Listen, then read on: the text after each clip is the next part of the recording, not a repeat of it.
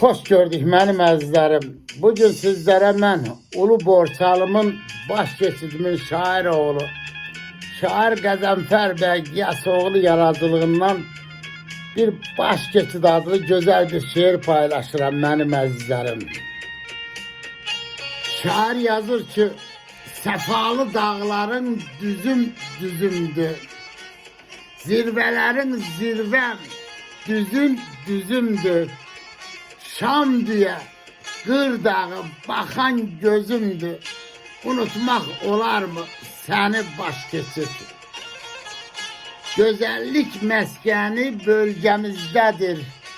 Cənnətin parçası qəlbimizdədir.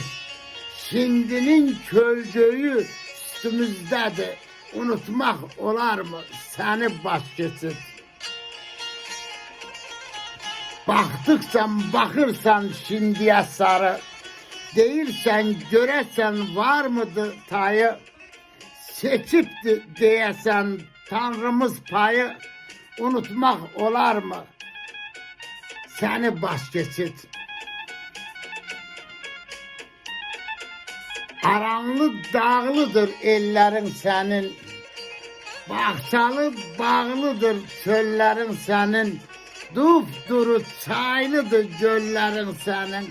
Unutmak olar mı seni baş keçid? Unutmak olar mı seni baş keçid? Eşk olsun Türk'ün adını daşıyan Borçalı mahalıma, eşk olsun Azerbaycanıma, eşk olsun Türk dünyamıza, eşk olsun Müslüman dünyamıza.